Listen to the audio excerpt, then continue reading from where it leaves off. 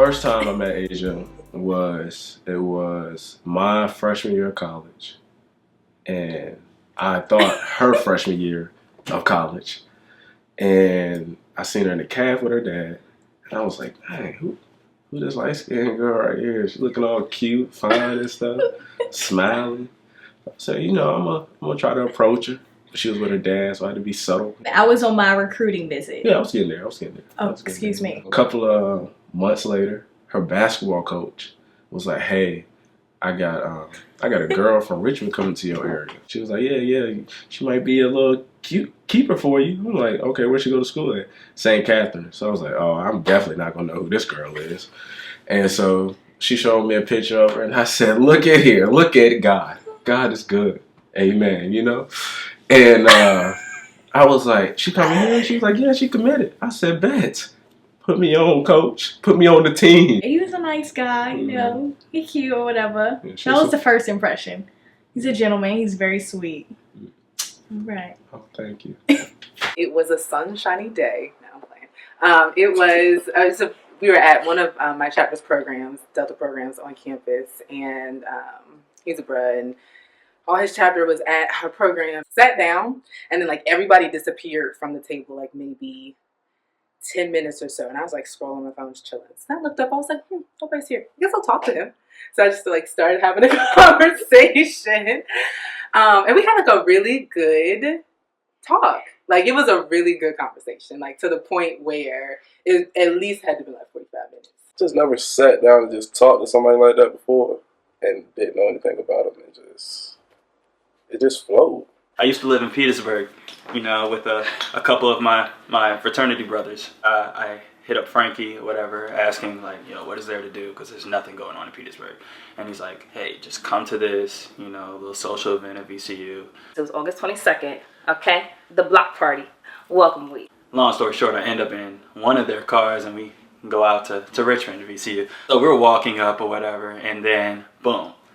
It's crazy because I seen this girl with the AK shirt, fatigue, little bob haircut. She had the little sunglasses, yellow sunglasses, and everything. And it's like, I couldn't look away after that. So I go to my frat brother, Sam. Shout out to Sam, the prophet. He was like, "Bro, you might need that." I'm like, I think you're right. So I'm like, first of all, who is that man right there with that orange hat on? I was like, I ain't never seen him before. I don't know, girl. That's going to be mine by the end of the night. Me just talking to my friends. I was sitting there talking to my friend Brittany. I'm like, look, you see that man right there? That's going to be mine by the end of the night. He was like, "Oh, Ryan?" I said, "You know him? Come back. Don't do it." He said, "I'll be right back." I said, "Oh, Lord." Brandon, shout out to Poe, came up to me. He was like, "Yo, bro, my sister want to talk to you." I'm like, "Who? Who's your sister?" Pointed at the girl that I was plotting on. First date. I took him to dinner for his birthday. We were not dating at the time. This was our first date.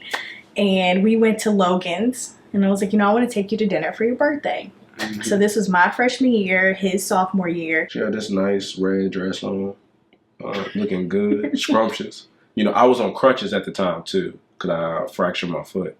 I was at a low end, and she kind of took care of me at that time. The part that I remembered the most, which had me completely shook, was when the bill came. Of course, me being me, if I'm going to take you out to dinner, I'm going to pay for it, So I take the bill, and he immediately tries to grab it from me. And I'm like, "What you doing? It's your birthday. We celebrating you. I got this. Don't worry about it." He said, he literally took the thing out of my hand, snatched it, because we were fighting. We were playing tug of war for a little bit, because I was like, "Let me get it." He snatched it on my hand and said, "Just let me take care of you." And I said, "Woo, this is too much." And I knew right then. I was like, okay, he got major cool points for that. He might be a little keeper. I said, okay. So he paid for the bill on his own birthday. On the first date, you're supposed to open the door, I'm over here. "Oh, thank you." "Thank you." Over here. Scoop his little leg in the car. "Come on, get in." I was like, at least I can do is pay.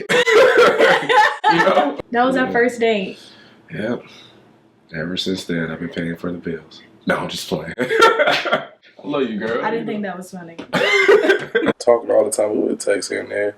And then I was like, "Yo, let's go to Dave & Buster's one day." And she wasn't sure she really wanted to go. So I was like, oh, okay, whatever. I was actually on my way to play basketball when she was like, yeah, let's go. So I was like, let me come up with a quick lie, so I got to go to David Buster's with her for real. And I got all the way to the court when we was playing basketball and I was just like, I probably would never have another opportunity like this. So I was like, I'm going to catch y'all later. I'm going to go to David Buster's. So I turned the car around, went back, changed, and met her at David Buster's. We had a great time. We did. We had a great time. I literally told her everything up front. Like when we was having dinner, I told her a lot. A lot for a first date. I was like, oh, really? Telling me about just like high school and just like college a little bit. And I was like, okay. Right. Thank you for your honesty. I was upfront about me and who I was and my past. So and from that, she dubbed me. So, yeah, I never thought I would be like the bad guy, but I was the bad guy. Me and Brandon get there, and she's just like carrying on a fake conversation. I'm just like standing there at this point. I'm like, okay, all right. Like, she's really not paying me any mind. She a little bougie, you know, a little uppity. I'm just waiting, and then Brandon's like, I know you see us here, or whatever. And then she finally acknowledged me. She said, hey, my name is Andrea. You know, you said if you get it wrong the first time, you could just call me Dre or whatever. I said Andrea. She's like, oh, you got it right the first time. Good job. I was like, what's the next move? And she's like, I was like, so you mind if, you know, exchange numbers, you know, to keep the contact going, you know. And we did that, and then I left, walked away, texted her, I was like, make sure you use this number, and all that. So, the rest you could say is history. He definitely was standing behind me for a minute. And Brandon was like, so you're not going to turn around? You going to act like you don't see us here? So I said, oh, hello. Hello. How are you? Whatever. And that whole like, well, my name is Andrea, but you can call me Dre if you can't like get it together. He was like, hello, Andrea. Excuse me. I was like, okay. And then exchanged numbers, and he definitely was like, you better use this. I said, okay, whatever. I wasn't snobby. I was just a little confident. You know, I was feeling good. I wasn't looking for nobody. I was just like, he looks good. That's going to be mine, and I'm going to smash that. So I would say that I shot my shot. I would say I shot my shot first. As you can see, you heard my story. So I don't know about all that. But, you know, it's neither here nor there. Ask one person, you know. I have witnesses. She had witnesses. So. Whatever side of the story you want to believe. Why did I stop talking to him? In honesty, I probably was like taken aback by all of his honesty. And by the content of his honesty. So I was like, oh, okay. All right. So again, I was appreciative of his honesty, but I was like, oh shoot, like I don't know if I'm really feeling this. So I just stopped talking to him. Not nice. Don't ignore people. Addison knows I'm very close to my mom. And I was talking to her just about like the date, and my mother was just like, Imani, I know that you're hesitant, but don't not respond to people. Don't ignore them, because no one likes to feel ignored. You either need to tell him straight up that you're not interested, or you need to like actually answer him and revisit it. I know you're hesitant, but you could take a risk. You could open your heart up. You could fall in love. Or you can protect yourself and miss out on the opportunity. So I was like, okay. So probably the day, I think it was the day after the party. Right. I texted him, I was like, hey, so what'd you do before the party? Just like we had like never had any gaps in communication, just went straight for it. And then he responded. Just like I didn't egg him at all. So that's why I was like, oh, this guy's got a big heart, because I didn't get shamed. I didn't get ridiculed. Nothing. He was just super like, yeah, I went this, that, and the third. And I was like, oh, okay, cool. I'm a nice guy. He is a nice guy. The first date was actually church. So, I myself a grown man. Yeah, Kurt. But yeah, so I mean, I asked if you mind going to church, you know, with me, this and that. You know, we could do a little brunch afterwards if you want to, get some food. And she said yes. I was like really open to it. I'm like, wow, this is probably what he does all the time. This is what grown men do. Oh my goodness, I can't wait. So me, call my friends. Yo, this man has just asked me to go to church. They're like, oh, you got you a grown man. I said, I guess so. That means I have to go. And he offered food. You know me. I'm in there. There we go. I feel as though like the chemistry just hit. Like, in a sense, it was too good. It's one of those too good to be true type moments where everything was just lining up perfectly. I mean, granted, it still is. So it's just like I've been in, like, living this dream for the past like almost 2 years. I per se was not looking for a relationship, but I was open to the idea. But I wasn't like searching like, oh, I need a man, you know, nothing like that. But Myles was not ready for a relationship when we met. He was not ready at all. He was not looking. He was not thinking about it. Relationships were not on his radar. I just kind of fell into the mix and made him change his mind a little bit. Yeah, but he was not ready. Yeah. She right. I wasn't ready. I wasn't ready for a relationship. I like the idea of being with her, spending some time with her.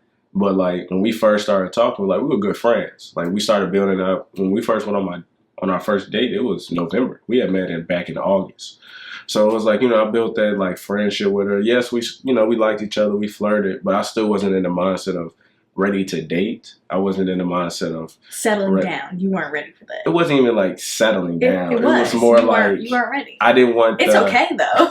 You just weren't. It wasn't the settling down. It's the emotions. You know, it's like the fact of like feeling like you have to think about somebody else's feelings. I had a free spirit. I was on my own. I'm the oldest. Yes, I want to take care of her, but also I didn't feel like, oh, I need to tell you where I was going. I didn't need to tell you what I was doing. Like, I felt like, you know, I can hang out with my guys, but, you know, in a relationship, you know, you got to compromise. So you got to figure out an even balance. And I think that was like the rough part where I couldn't find, or I wasn't in the mindset to really sacrifice any of my time. I first tried to do that whole dating thing with her. Like, I wasn't really ready for all that. We would call each other like my almost boyfriend, like almost girlfriend, because it like felt comfortable because we was exclusive, but it like didn't have a title, so it didn't have expectations all the way just yet. Like, it was real comfortable. We actually thought we was in a relationship, but like neither one of us asked each other. But January 29th is the day I actually asked her to be my girlfriend. Because she slowed me down, I was able to reevaluate my life and fix some of those things that were once broken in myself to be able to love her and fall in love with her. I was attracted to the whole him having a vision. A lot of men today don't have visions or like goals or things they want to do. They may have things they want to do with no timeline, which is just like a goal just in the air, if that makes sense.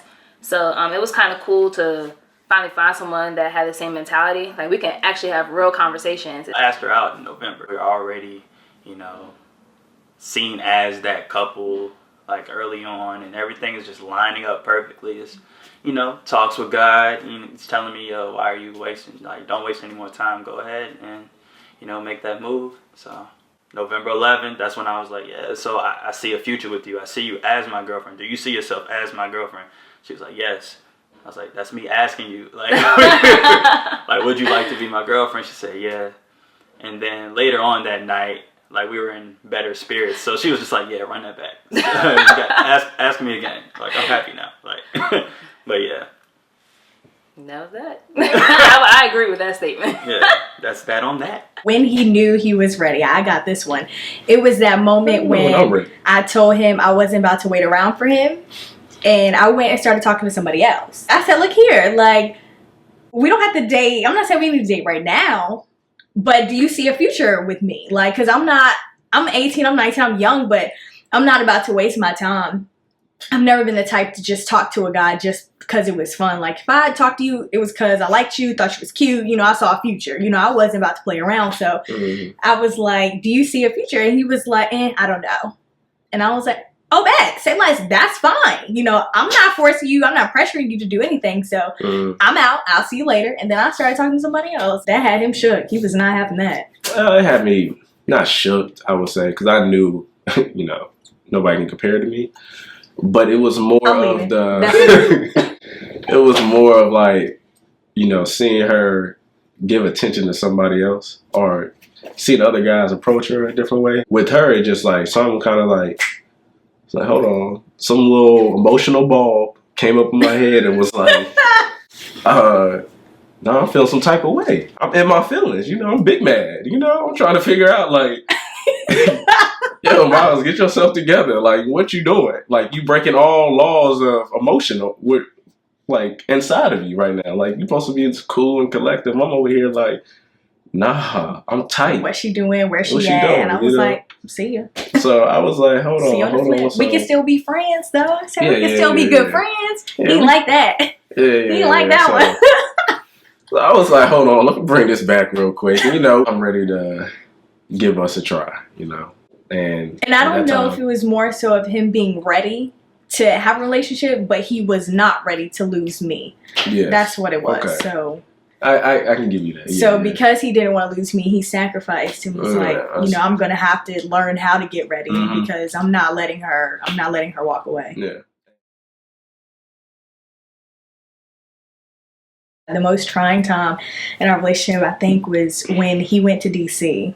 And that was kind of our first real experience with some distance. Like, am I enough? Like, am I cool enough? Am I funny enough? Am I lively enough? Gotta talk things out.